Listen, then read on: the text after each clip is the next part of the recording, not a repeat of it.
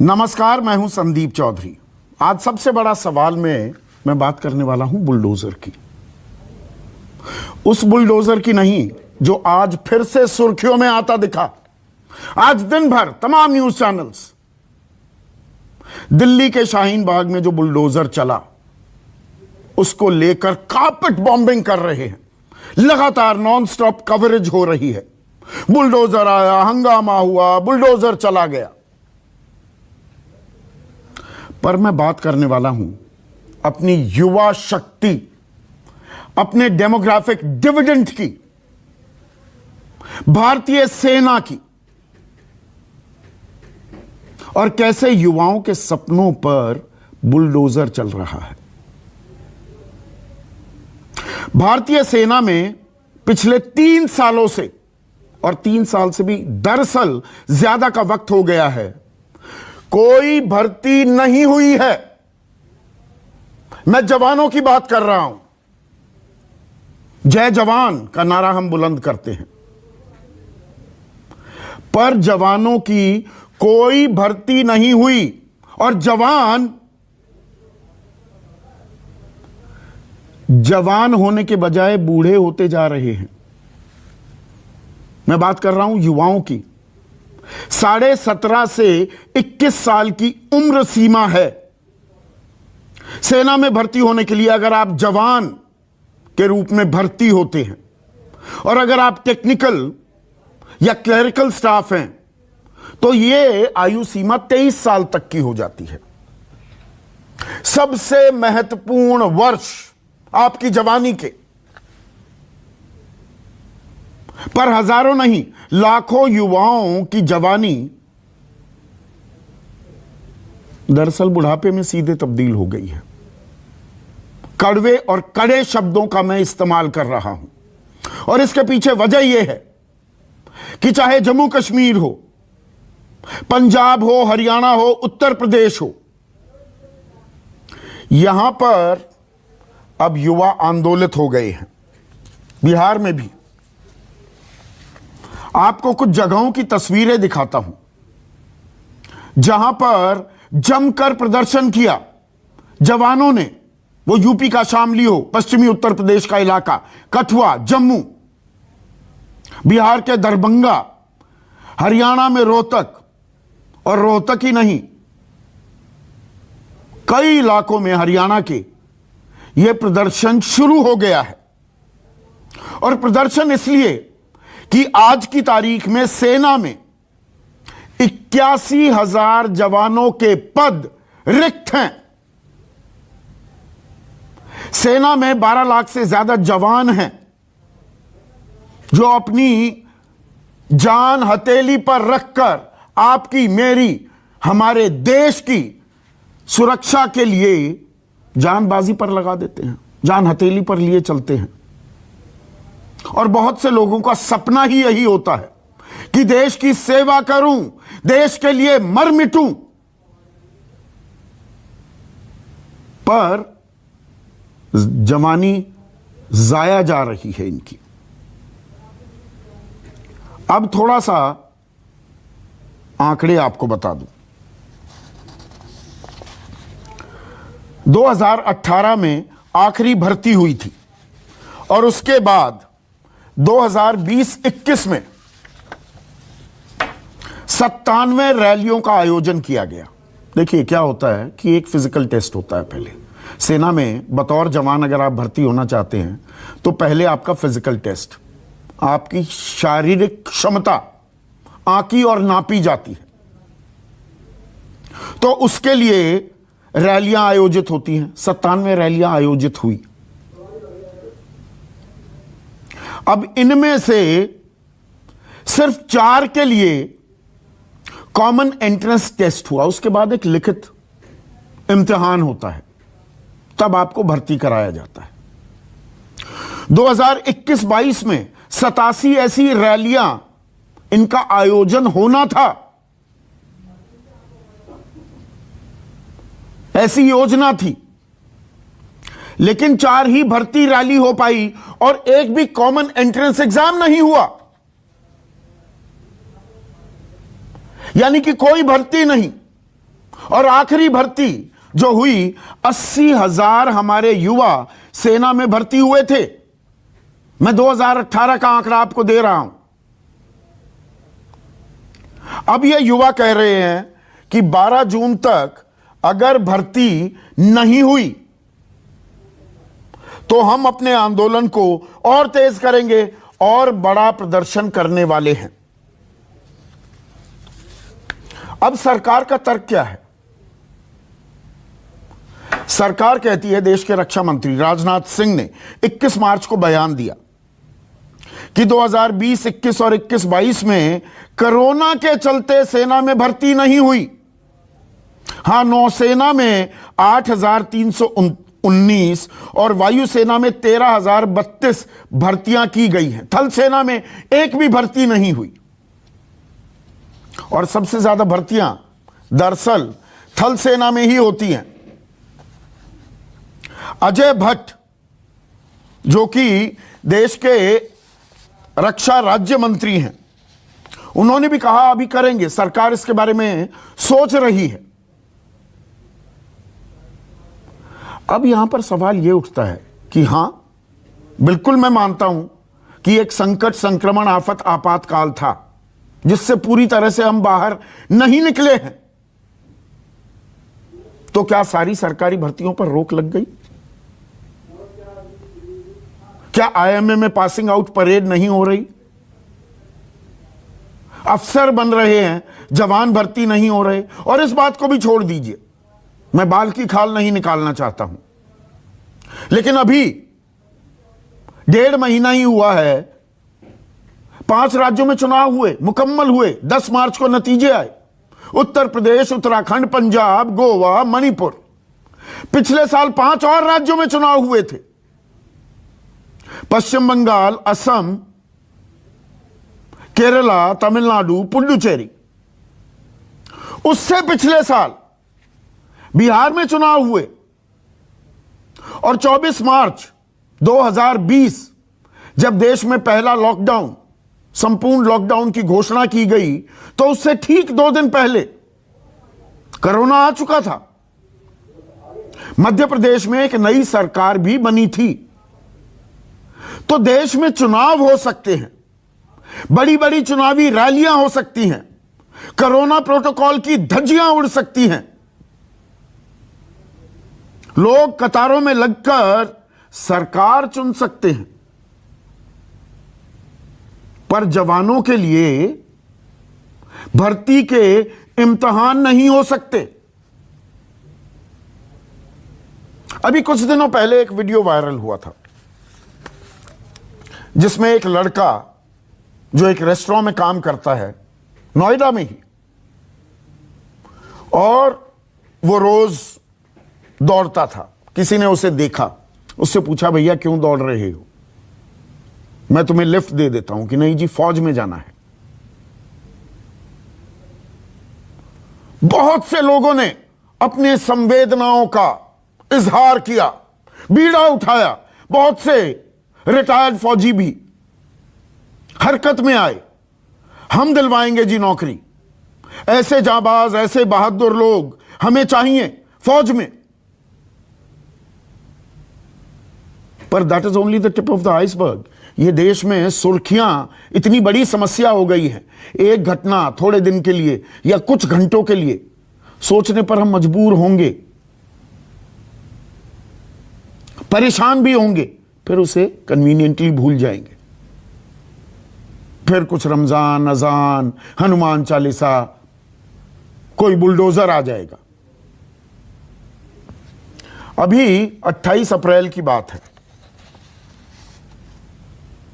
यहां पर एक युवा की बात नहीं है, उसकी बानगी मैं आपको दे रहा हूं।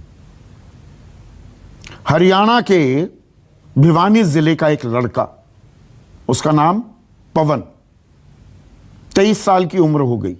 गौर कीजिएगा, 17.5 से 21 साल तक भर्ती होती है एक आम जवान की, और टेक्निकल क्लरिकल स्टाफ 23 साल की उम्र तक की सीमा है। उम्र हो गई पवन की 23। रोज दौड़ता था पवन, सपना था उसका, फौज में जाऊंगा, देश की शान बढ़ाऊंगा, जान पर खेल जाऊंगा। आत्महत्या कर ली पवन ने। और जिस ट्रैक पर वो दौड़ता था, रोज पसीने बहाता था, सपने देखता था फौजी बनने के, उस ट्रैक पर पवन ने क्या लिखा? बापू, अपने पिता के लिए संदेश लिखा।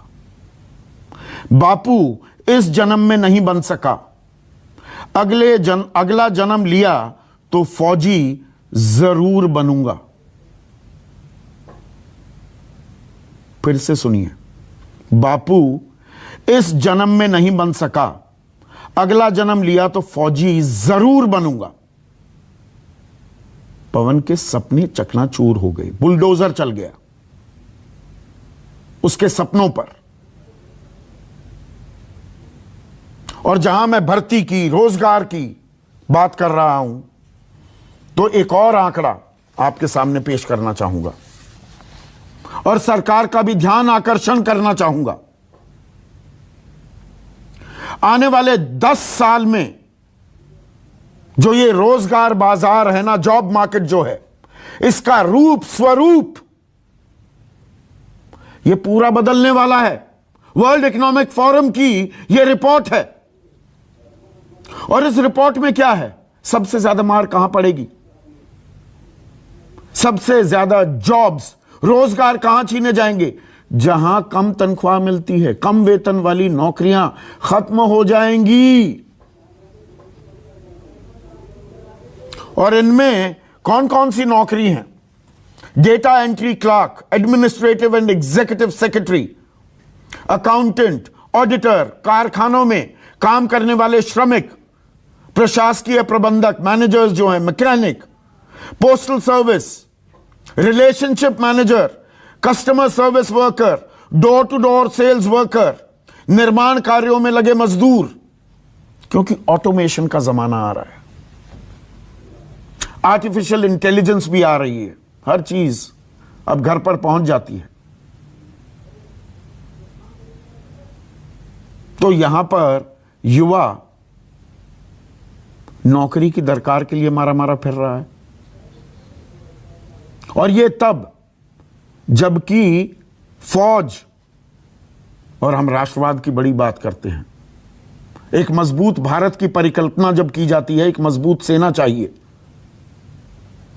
और अगर वहां पर जवानों की कमी होगी, मैं और कमियों की बात ही नहीं कर रहा हूं, तो हम किस राह पर जा रहे हैं? ऐसे में आज का सबसे बड़ा सवाल, चुनाव हो सकते हैं तो भर्ती क्यों नहीं? और युवाओं के सपनों पर चल रहा बुलडोजर।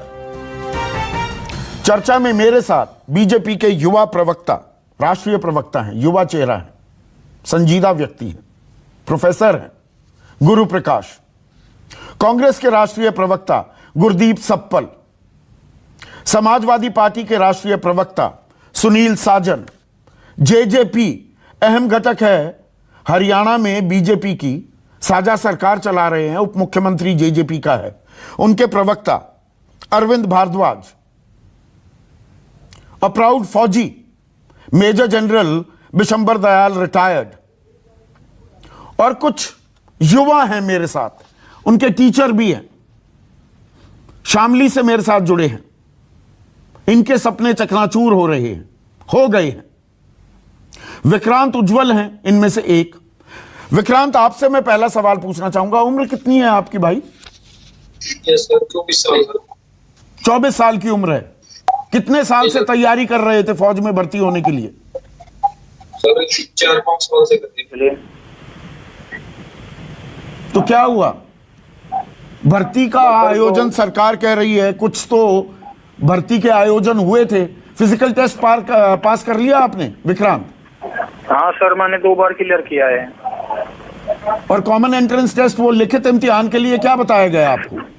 लिखित इम्तिहान हो गया था, पर मैं फाइनल मेरिट में हो गया, रिजेक्ट हो गया था सर। फाइनल मेरिट में हुआ नहीं था मेरा काम। ये कौन से साल की बात है? ये सर 2017 और 18 की। नहीं, उसके बाद दोबारा कोशिश की? उसके बाद तो भर्ती नहीं आई सर। भर्ती नहीं आई? जी। तो फिर क्या किया आपने?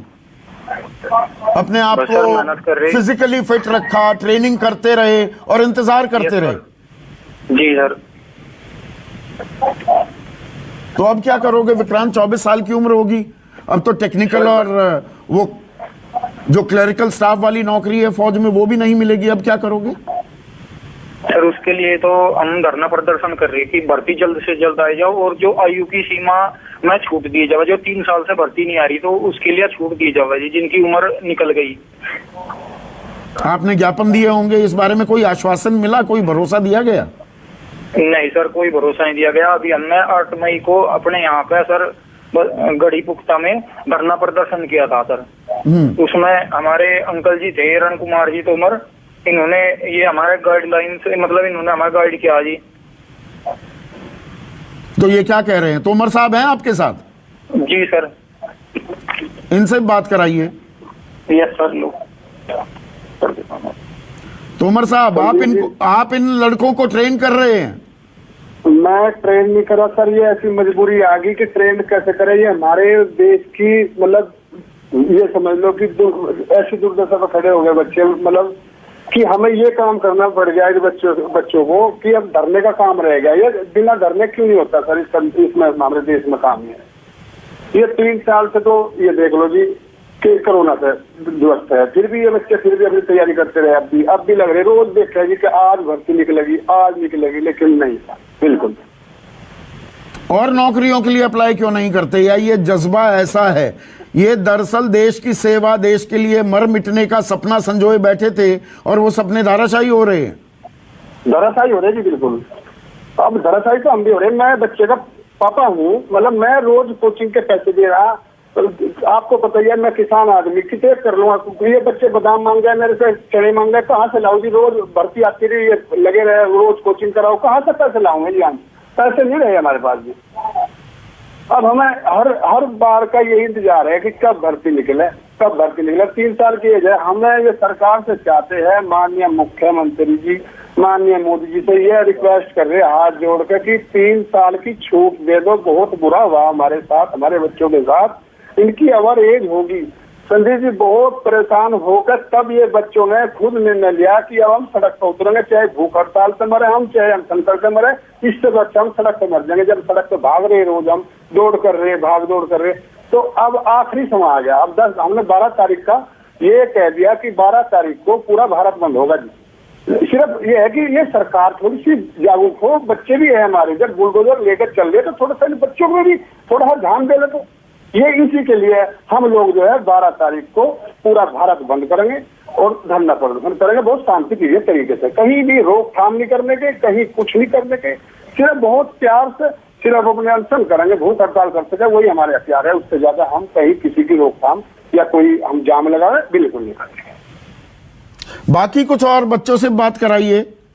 हाँ मैं तोमर साहब, लवेट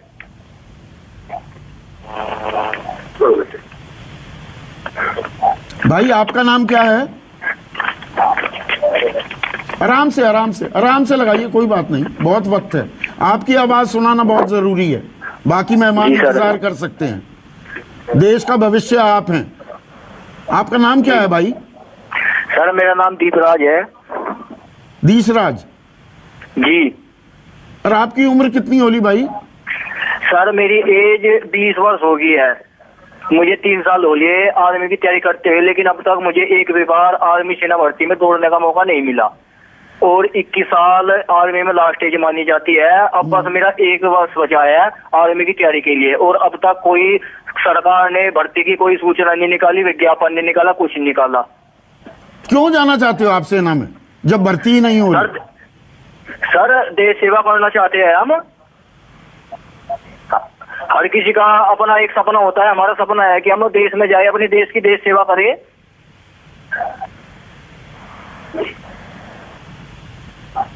दीसराज, आपसे मैं आप लोगों से थोड़ी और बात करूंगा। जनरल दयाल, यहाँ पर ये युवा देश के लिए मर मिटने के सपने संजोए बैठे हुए हैं। सड़कों पर दौड़ते हैं। मैं इस इलाके से वाकिफ हूं, मेरा गांव भी वहीं पर है, और जब भी मैं जाता हूं तो खेकड़ा पार करने के बाद बागपत हो, बड़ौत आता है, आगे आपको भरी दोपहरी में लड़के दौड़ लगाते दिखेंगे। इस लू में भी दौड़ते हैं, पसीना बहाते हैं कि फौज में जाऊंगा, फौजी बनूंगा, और 3 साल से भर्ती नहीं। देश में चुनाव हो सकते हैं, भर्ती नहीं होगी। यह बात समझ में आती है आपकी? देखिए संदीप, मेरी इनके साथ बहुत सहानुभूति है, और इनके सपनों को, और अगर इनकी ख्वाहिशें पूरी नहीं हो रही तो मेरी बहुत हमदर्दी है इनके साथ। और लेकिन मैं आपको एक तहे दिल से मुबारकबाद देना चाहता हूं कि एक बहुत गंभीर मुद्दे को आपने छेड़ा है। पिछले कुछ दिन से मुद्दा बहुत परेशान कर रहा था। कहीं टूर ऑफ ड्यूटी सुनने में आता है, कहीं सुनने में आता है पेंशन का बिल बढ़ गया है, कहीं सुनने में आता है भर्तियां नहीं होंगी, और भर्तियां एक्चुअली नहीं हो रही। मैं बहुत परेशान था इस मुद्दे से, और आपने मुद्दा छेड़ा, तो आप मुझे 2 मिनट देना जरा, बाद में आप अपनी ये सब बातें कर लेना। पहली बात तो यह है कि जब ये मुल्क गरीब था, जब इसकी 500 बिलियन, सिर्फ 500 बिलियन डॉलर जीडीपी थी, ट्रिलियन डॉलर नहीं थी, तब ये मुल्क 1.2 मिलियन आर्मी अफोर्ड कर सकता था। तब ये मुल्क 2.6 to 3 मिलियन एक्स सर्विसमैन की पेंशन अफोर्ड कर सकता था। आज जब ये मुल्क 3 ट्रिलियन डॉलर की इकोनॉमी है, तो इसको सैनिकों की तनख्वाहें और रिटायर्ड पेंशन बिल की चिंता है। बहुत दुख की बात। क्या भारत का खतरा खत्म हो गया? क्या हमारी 3000 से ज्यादा किलोमीटर लंबी LAC, क्या जो चाइना के साथ है, उसका खतरा टल गया? क्या पाकिस्तान के साथ हमारा खतरा टल गया? क्या उग्रवाद जो जगह जगह सर फैला रहा था वो खत्म हो गया? क्या देश की सुरक्षा की चिंता खत्म होगी? आप लोगों को मालूम होना चाहिए, यहां काफी पार्टियों के लोग बैठे हैं, ये लोग अपनी पार्टी का दर्द रखेंगे, देश का हित का इनको कोई चिंता नहीं है। भाईजान, इस मुल्क में 6 लाख नौजवान हैं जो भारत की सेना के वेपन को मैन करते हैं, राइफल को मैन करते हैं, टैंक को मैन करते हैं, आर्टिलरी की गन को मैन करते हैं। उनमें 2 लाख की कमी हो तो यह देश की सेना का क्या हाल होगा?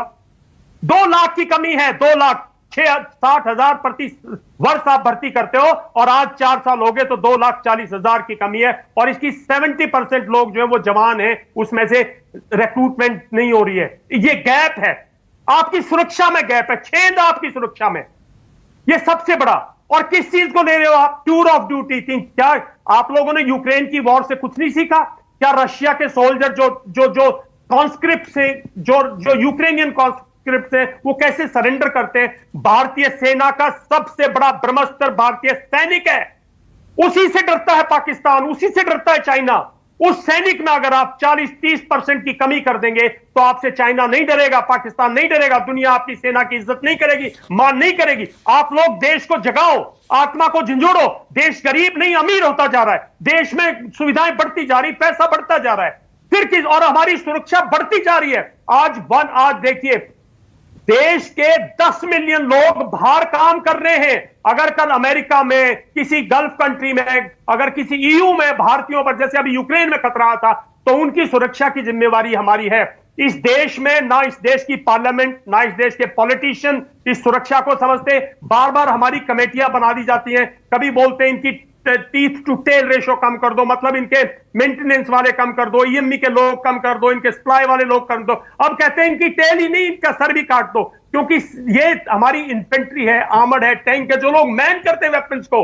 आपका बॉर्डर लाइव है दुनिया में, किसी में। अमेरिका के पास कोई लाइव बॉर्डर नहीं है, इंग्लैंड के पास कोई लाइव बॉर्डर नहीं है, फ्रांस की सीमा पर कोई दुश्मन नहीं आ रखा, जर्मनी की सीमा पर कोई दुश्मन नहीं तैर रहा। हमारी सीमा पर 24 घंटे दुश्मन बैठा है, और इसमें ये बात सही है, ये बात सही है जनरल दयाल, ये उसका बहुत अटूट, संदीप, ये उसका बहुत अटूट जनरल दयाल, ये बात बिल्कुल सही है। सुनिए ना सर, और ये बात बिल्कुल सही है आपकी, पर उससे भी गंभीर सवाल ये है कि जो ये युवा बैठे हैं, शामली के युवा मैंने अभी आज शो में रखे, ये हरियाणा में भी यही, जम्मू कश्मीर में, बिहार में भी वो आस लगाए बैठे हैं, और सपने, ये देश सेवा, सुप्रीम सैक्रिफाइस के लिए ये देश के लिए तैयार हैं।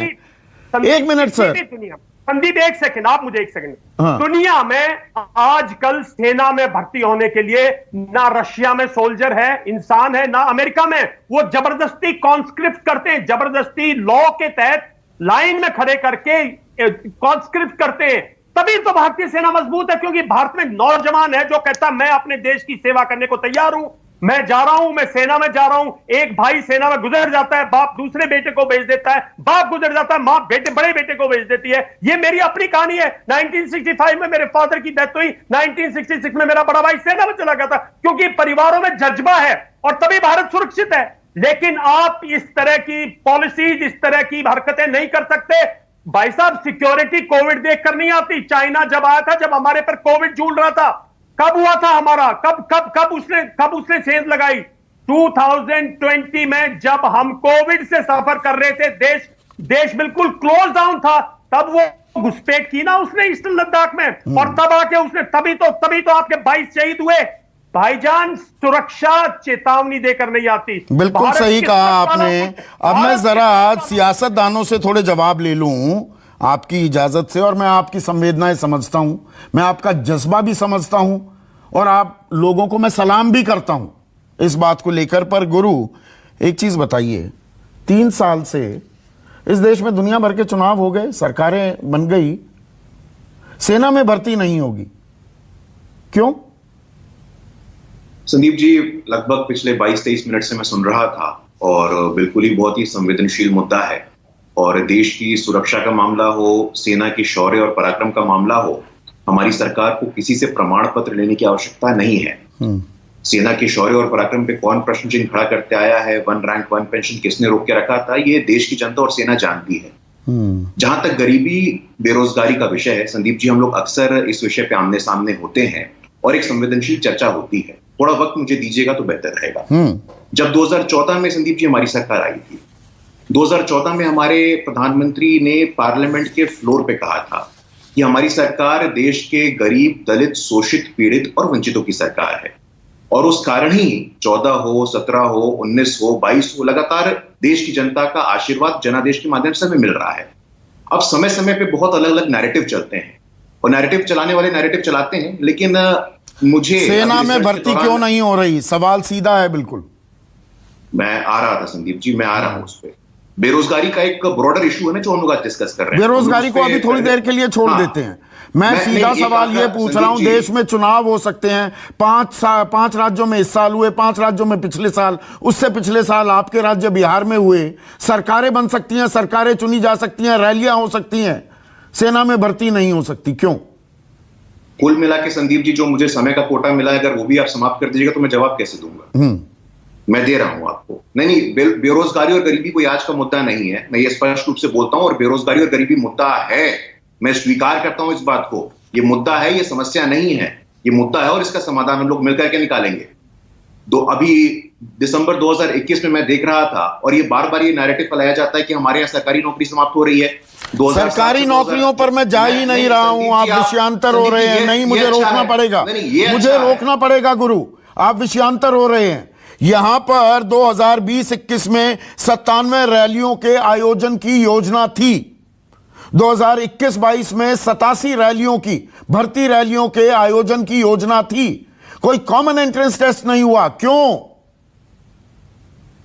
संदीप जी, आप लगातार, यदि आपने रोकने का मुझे मन बनाया हुआ है तो उस पर मैं कोई टिप्पणी नहीं करूंगा। हाँ। लेकिन आपने अपने प्रारंभिक प्रबोधन में बेरोजगारी एक मुद्दा ये बोला, आपने उस पर आएंगे ना। अभी आप बताइए, विक्रांत को समाप्त कर देंगे ना, विक्रांत को, तोमर साहब को, ये शामली के लड़कों को, हरियाणा के लड़कों को आप क्या भरोसा दे सकते हैं? ये कह रहे हैं उम्र चली गई, जवानी हमारी जाया हो गई, जाना है फौज में, 3 साल हमारे बर्बाद हो गए। इनको जवाब चाहिए गुरु।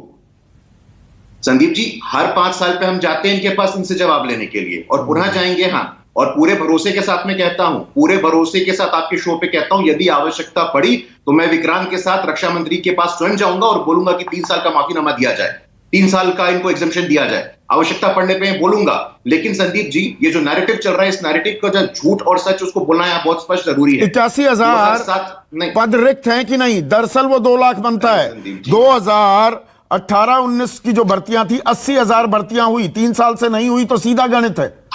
अरे संदीप जी सुनिए, आप जरा थोड़ा सा मतलब एक मौका देंगे तो संदीप जी ठीक रहेगा। या आपने तय कर रखा है कि लगातार मुझे बोलने का नहीं, मैं आपको पूरा मौका दूंगा, सवाल का जवाब दीजिए ना प्लीज। हाँ नहीं, मैं दे रहा हूं ना जवाब। 2007 से लेकर के 2014 तक कितनी सरकारी भर्ती हुई थी संदीप जी? और ये यूनियन मिनिस्टर जितेंद्र सिंह ने पार्लियामेंट के फ्लोर पे कहा है। सरकारी भर्तियों की बात कर रहा हूं, मैं रेलवे रिक्रूटमेंट की बात कर रहा हूं, मैं स्पेसिफिक सवाल पूछ रहा हूं, सेना में भर्ती क्यों नहीं हो रही? सेना में भर्ती होगी, चुनाव हो सकते हैं, भर्ती क्यों नहीं हो सकती? सुरक्षा, आप राष्ट्रवाद की ताल ठोकते हैं, सेना के पराक्रम की बात करते हैं, तो आपसे सवाल पूछ रहा हूं ना, अभी गुरदीप सप्पल से भी पूछूंगा। संदीप जी देखिए, ये है यहां पे निकला हुआ, इंडियन आर्मी में ग्रुप सी की नौकरी निकली हुई है और ये कल का आज तक का न्यूज है। तो मुझे लगता है कि ये एक नैरेटिव जो चलाने का प्रयास हो रहा है, ये नैरेटिव को एक्सपोज करना बहुत जरूरी है। मैं आपसे ग्रुप सी की नौकरियां निकली हुई है, जवानों की नौकरियों की बात हो रही है, सिर्फ जवानों की बात कर रहा हूं मैं अभी गुरु। संदीप जी जवानों की भी नौकरियां निकलेंगी, बेरोजगारी किसी का भी हो संदीप जी, हमारे लिए प्रायोरिटी। जो जिनके 3 साल चले गए उनका जवाब, उनको क्या जवाब देंगे? मैं बोल रहा हूं ना आपको, यदि आवश्यकता पड़ी तो मैं विक्रांत के साथ जाऊंगा रक्षा मंत्री जी के पास और 3 साल का एग्जामिशन मांगूंगा। ये मैं पार्टी का आधिकारिक राष्ट्रीय प्रवक्ता होने के नाते यहां बोल रहा हूं, लेकिन आप मुझे थोड़ा बोलने का मौका देंगे तो ज्यादा बेहतर बोलिए ना। आप लगातार टोक रहे हैं। नहीं देखिए, लगातार आप ये बोल रहे हैं सरकारी नौकरी की बात, और लगातार आप लोगों के ऊपर ये आरोप लगता है कि सरकारी नौकरी कहां गई, सरकारी नौकरी कहां गई।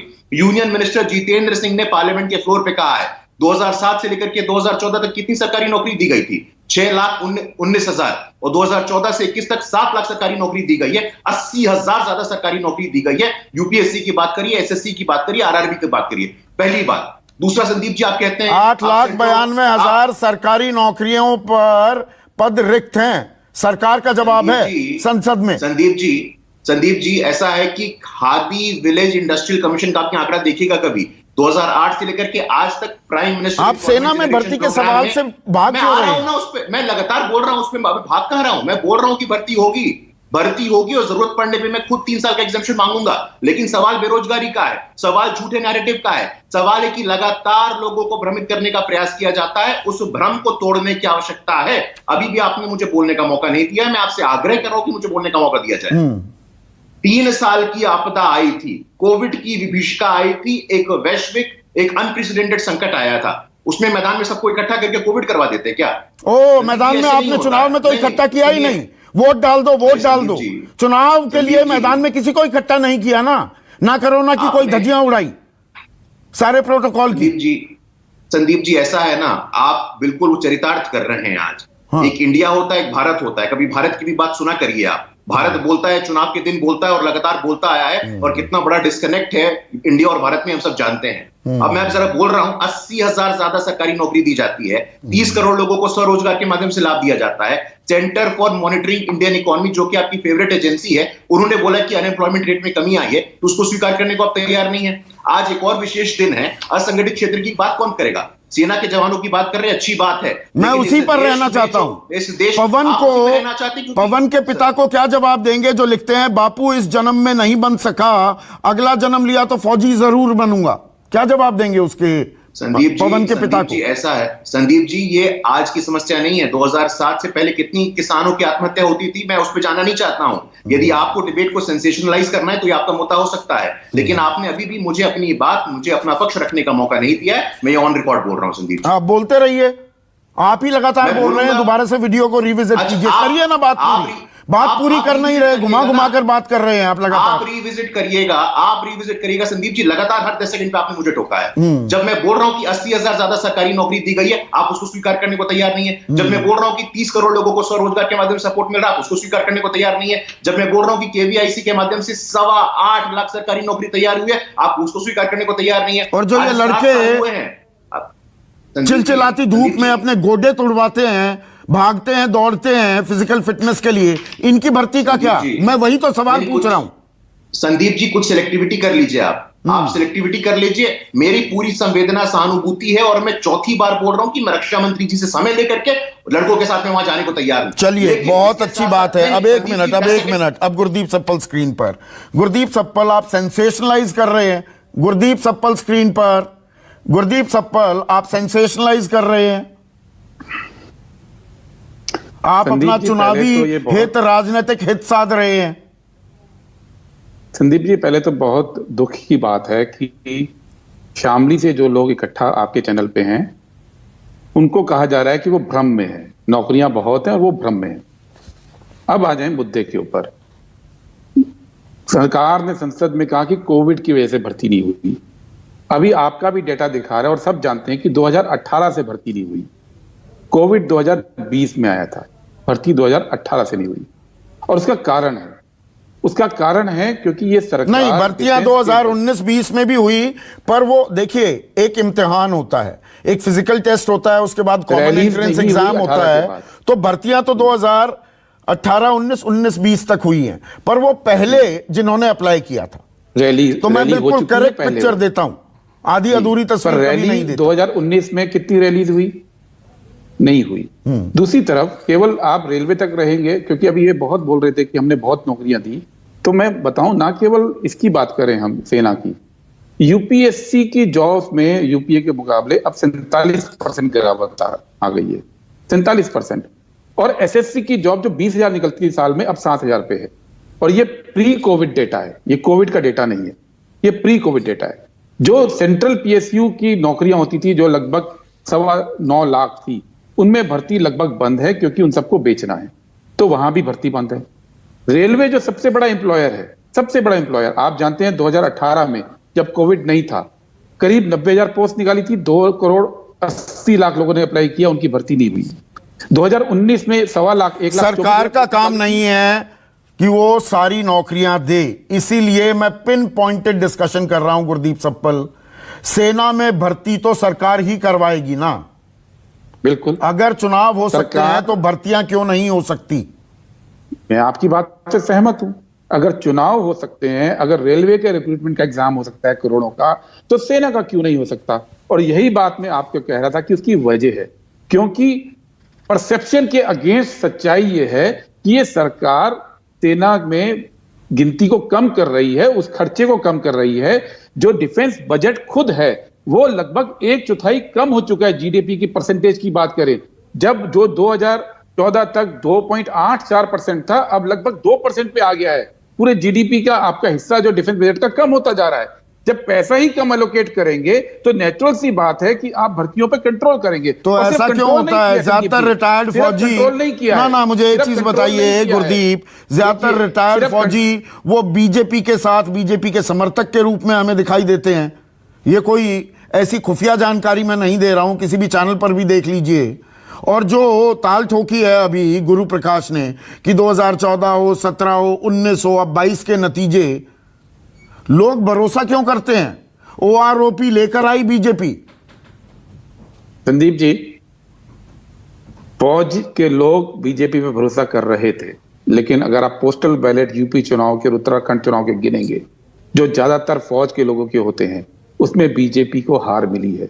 फिजा बदल रही है क्योंकि इनका एक्सपोज हो रहे हैं ये लोग जो कर रहे थे वो एक्सपोज हो रहा है। और सच ये है कि ना केवल ये भर्ती बंद कर रहे हैं, ये रेगुलर जॉब फौज की बंद कर रहे हैं। आप इसकी बात क्यों नहीं कर रहे हैं कि आने वाले समय में इनका प्लान केवल 3 साल के कॉन्ट्रैक्ट पे सिपाहियों को रखने का है, उसके लिए भूमिका बन रही है। ये कहां से जानकारी लेकर आए? बताइए, ये जानकारी कहां से लेकर आए? ये जानकारी खुद सरकार की प्रेस रिलीज में जारी हुई है। 3 साल के कॉन्ट्रैक्ट के ऊपर भर्ती करने का प्लान है। अगर मुझे हैरानी है कि आपसे, आपकी पैनी नजर से जानकारी कैसे स्लिप हो गई है। ये ऑफिशियली इसको कहा गया है कि 3 साल के लिए हम फौज में कॉन्ट्रैक्ट पे लोग भर्ती करेंगे, जिसमें 50% जो है वो 5 साल तक जा सकते हैं, और उनको कॉन्ट्रैक्ट पे रख के हम 3 साल बाद रिलीज कर देंगे 50% को, और 50% को। अरविंद भारद्वाज, हरियाणा में आप सरकार चला रहे हैं, अहम सहयोगी हैं बीजेपी के। हरियाणा में रोहतक हो, भिवानी हो, जींद हो, हिसार हो, सब जगह प्रदर्शन हो रहे हैं। गलत तो नहीं कह रहा हूं मैं? भ्रामक खबर तो नहीं दे रहा हूं? संदीप जी, सबसे पहले तो मेरी संवेदनाएं इन मेरे नौजवानों के साथ है जो कई सालों से तैयारी कर रहे हैं, और कोविड की वजह से जो इनकी भर्तियां नहीं हो पाई, उस वजह से कुछ साथी ऐसे भी हैं जो ओवर एज हो गए हैं, और कहीं ना कहीं इनमें निराशा है। परंतु स्थितियां कुछ ऐसी थी। उसके बावजूद हमने हरियाणा प्रदेश की अगर मैं बात करूं तो आर्मी की जो भर्तियां हैं वो केंद्र की हैं, परंतु हमने प्रदेश सरकार के तौर पर हमने पुलिस की भर्तियां पिछले साल की हैं, जिसमें सिपाही के पद पर भर्तियां हुई हैं, सब इंस्पेक्टर के पद पर भर्तियां हुई हैं, और भी भर्तियां हमारी पाइपलाइन में हैं जो जल्द पूरी होने जा रही हैं। तो हमने प्रयास किया। सरकार का काम भरोसा देना होता है, आश्वासन देना होता है। 12 जून की तारीख ये लोग कह रहे हैं और बड़ा प्रदर्शन करेंगे, नाराज हैं, परेशान हैं, कुछ ने आत्महत्या भी कर ली, ओवर एज हो चुके हैं, अंधकार दिख रहा है। इनका ढाढ़स कौन बंधाएगा, भरोसा कौन देगा? बिल्कुल, ये जिम्मेदारी सरकार में होने के नाते हमारी है और हमें स्वीकारनी होगी, परंतु सरकार इसको लेकर गंभीर है और मुझे उम्मीद है कि जल्द हमारे देश में, हमारे प्रदेश में सेना की भर्तियां निकलेंगी। परंतु अगर मैं सिर्फ हरियाणा की, अपने प्रदेश की बात करूं तो हरियाणा में मैंने जैसे कि अभी बताया कि पुलिस की भर्तियां अभी हाल ही में हमने 2021 में भी की हैं, और इसके अलावा भी और भी कई इस तरह की भर्तियां पाइपलाइन में नहीं, मैं आपकी भर्तियों की नहीं, आज मैं सीधा सेना की भर्ती की बात कर रहा हूं। हम जय जवान जय किसान का नारा बुलंद करते हैं ना, जय जवान हो रहा है, जवान बूढ़ा होता जा रहा है, जवान जवान नहीं बन पा रहा। निकलनी चाहिए बिल्कुल, और मुझे लगता है कि जल्द ये निकलेंगी भी, क्योंकि सरकार इन विषयों को लेकर पहले से ही बहुत संजीदा है। ये हमारी जो सरकार है देश की, और खुद नरेंद्र मोदी जी का आर्मी को लेकर, हमारे सैनिकों को लेकर, आदमी सड़क पर ना उतरे, प्रदर्शन ना करे, उससे पहले सरकार हरकत में नहीं आती क्या अरविंद? नहीं, प्रदर्शन की बात नहीं है संदीप जी, ऐसा नहीं है कि प्रदर्शन से ही सब कुछ होता है। बाकी ठीक है, लोकतंत्र में अगर ये लोग प्रदर्शन भी करना चाहते हैं तो कर सकते हैं, परंतु सरकार नहीं, इनके पास चारा क्या है? खुद मोदी जी चारा कुछ बचा है इनके पास? प्रदर्शन के अलावा कोई चारा है? नहीं, पर मैं बताना चाह रहा हूं संदीप जी कि खुद नरेंद्र मोदी जी भी बड़े संजीदा हैं इस विषय को लेकर, और समय समय पर जिस तरह की उनकी भावनाएं हैं अपने देश के सैनिकों को लेकर, अपने देश की सेनाओं को लेकर, उससे सब वाकिफ हैं। और यही वजह है कि हमारे देश के सैनिक और पूर्व सैनिकों की अगर बात की जाए तो वो जरूर नरेंद्र मोदी जी पर विश्वास रखते हैं। आपने भी जिक्र किया, और ये सच्चाई भी है, ऐसा नहीं है कि सच्चाई नहीं है, सच्चाई है। खुद वो जिस तरह से अपने त्योहारों को भी सैनिकों के बीच मनाते हैं, और इसीलिए ऐसा नहीं है, इस बात को कोई डिनाई नहीं कर रहा, पर यहाँ पर इनका भविष्य, सुनील साजन, इन युवाओं का भविष्य अंधकार में होता दिखता है ना। बीजेपी के ही सांसद है वरुण गांधी, वो कहते हैं भाई 3 साल से क्यों रोक रखी है रिक्रूटमेंट ड्राइव, और ये कभी चर्चा का विषय नहीं बनता, कोई इस पर चर्चा नहीं कर रहा है। देखिए संदीप जी, देश चर्चा करे न करे, लेकिन संदीप चौधरी चर्चा कर रहे हैं तो ये देश में चर्चा हो रही है। और मुझे इस बात की खुशी है कि देश के सारे चैनल किन बुलडोजर कहां चल रही उस पर चर्चा कर रहे हैं, और आप सार्थक चर्चा कर रहे हैं कि देश कैसे सुरक्षित रहेगा। देश तो तभी सुरक्षित रहेगा जब हमारी सेना मजबूत रहेगी। सेना तब मजबूत रहेगी जब सेना की जो संख्या होनी चाहिए वो पूरी हो। अगर हमारे देश में 2 लाख सैनिक के पद खाली हैं, और उस देश में जम्मू से लेकर के हरियाणा, यूपी, बिहार में लगातार नौजवान सुबह शाम दौड़ रहे हैं, उसके बावजूद अगर सरकार के पक्ष रखने वाले गुरु प्रकाश जी किस तरीके से चिड़चिड़ा रहे थे, एक सवाल का जवाब नहीं है कि भर्ती क्यों नहीं हुई। उन्होंने कहा हम विक्रांत के साथ जाएंगे। आप विक्रांत के साथ तो जा सकते हैं, लेकिन पवन कुमार के साथ कैसे जाएंगे? और जो डाटा आपने दिया, जो डाटा विशंबर दयाल जी ने दिया, जो है, हम उन सब चीजों से सहमत हैं। देखिए, लोकतंत्र में ये नहीं कि हम भारतीय जनता पार्टी के खिलाफ हैं इसलिए खिलाफ बोल रहे हैं। हमारी अपनी विचारधारा हो सकती है, आपकी अपनी हो सकती है, गुरु प्रकाश जी की अपनी हो सकती है, उनके सहयोगियों की अपनी हो सकती, कांग्रेस की अपनी हो सकती, लेकिन जब मुद्दा देश का आएगा तो मुझे लगता है हम आप सब एक साथ खड़े होंगे, दल को छोड़ के, क्योंकि देश से बड़ा कुछ नहीं है।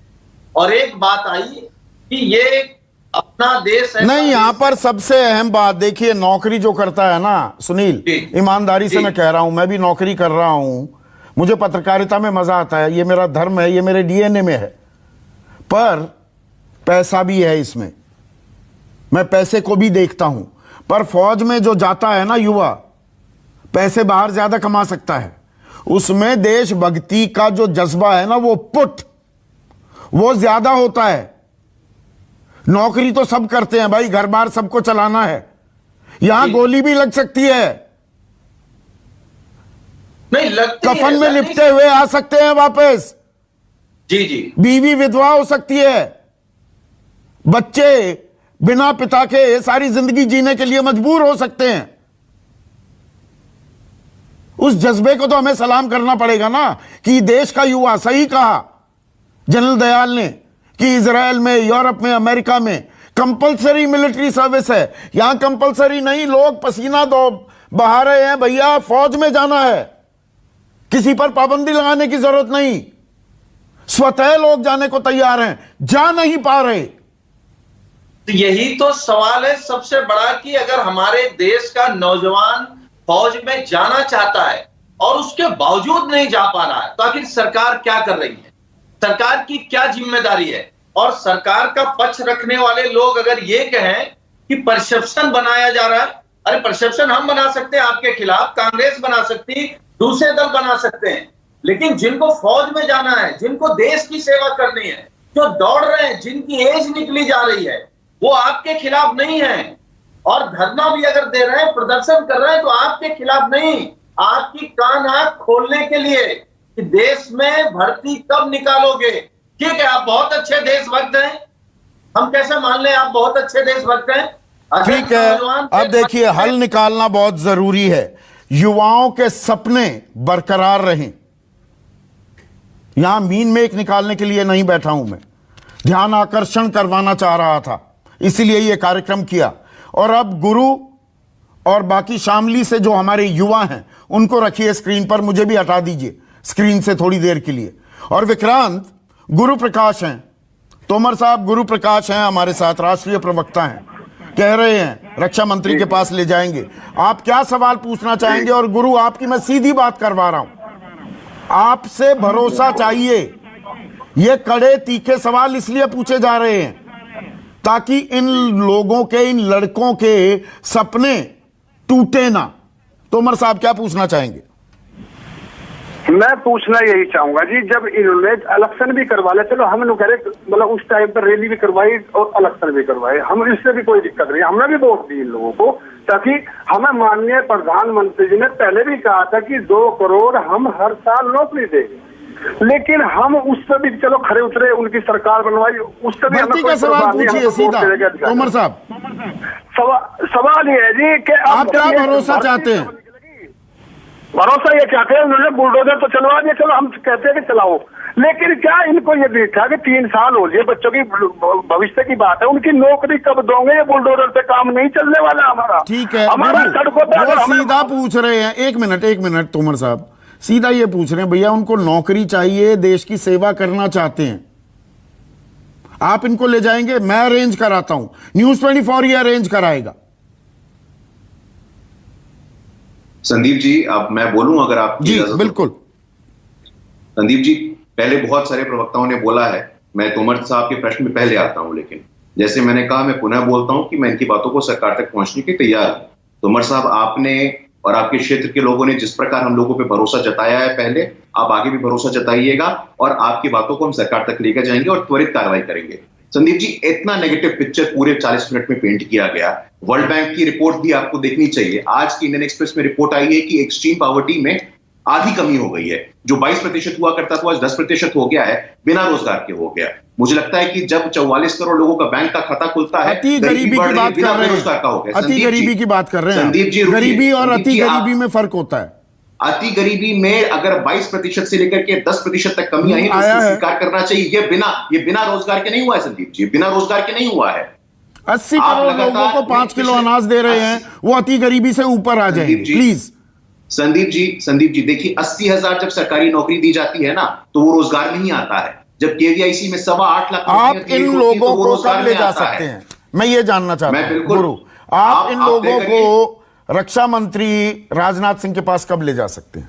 आप तय करिए, मैं बिल्कुल आप तैयार हूं। तारीख बताइए, मैं हम स्वयं आप तारीख कीजिए। विक्रांत, आप आने को तैयार हैं दिल्ली? तैयार है जी सर। सारे हाथ उठाकर बताइए, आप मुलाकात करना चाहेंगे रक्षा मंत्री से? आप बताइए गुरु, तारीख बताइए, समय बताइए। संदीप जी, आप मेरा नंबर गेस्ट रिलेशन से लेकर के आप कहिए तो ऑन एयर में अपना नंबर गेस्ट रिलेशन से क्यों? मेरे पास आपका मैं नंबर आपका है। हाँ, आपके पास मेरा हमारे नंबर है, बड़े आप मेरा दोस्ताना नंबर- संबंध हैं, पर मैं सवाल पूछने में दोस्ती को बीच में नहीं लेकर आता हूं कभी। नहीं, लेकिन स्वतंत्रता को तो रखना चाहिए संदीप जी सवाल पूछने के क्रम में। ये तो दोनों अब आप पक्ष कब निभाना आएंगे चाहिए सवाल दिल्ली? पूछने कब के आएंगे, क्रम कब में। लेकर जाएंगे इन्हें? मैं दिल्ली आऊंगा, रक्षा मंत्री जी के कार्यालय में अपॉइंटमेंट के लिए अप्लाई करूंगा और अपॉइंटमेंट मिलते ही मैं तोमर जी और उनकी पूरी टीम को उनके पास लेकर के जाऊंगा संदीप। हम इंतजार करेंगे, हम इंतजार करेंगे गुरु प्रकाश। जी सर, और हम जी। चाहेंगे, सिर्फ गुरु की जिम्मेदारी नहीं है, ये सरकार की जिम्मेदारी है। और इन तीखे कड़े सवालों के जरिए जो युवाओं के जो सपने हैं, जिन पर बुलडोजर चलता दिख रहा है, उस पर तत्काल विराम लगे, ये वापस चले जाएं। इनकी 3 साल के जो वक्त जाया गया है, इनको वो रिलीफ मिले। समय अवधि, जो समय सीमा है, आयु सीमा है, 21 साल से बढ़ाई जाए इन लोगों के लिए, ताकि ये देश सेवा कर सकें और सही मायने में हम कह सकें, जय जवान जय किसान। नमस्कार। सबसे बड़ा सवाल presented by Nutrela daily active, vitamin, protein, जड़ी बूटियों व एमिनो एसिड आदि 41 तत्वों से बना nutrition. Associate sponsor Servokon, India's number 1 servo voltage stabiliser, रखे सब कंट्रोल में। Simco Oxyveda face wash, the Vedic beauty. B mark mustard oil mustard specialist द्वारा बनाया गया, करोड़ों द्वारा जांचा, परखा, आजमाया गया। द मस्टर्ड स्पेशलिस्ट सिंस 1933, बरसों से सरसों।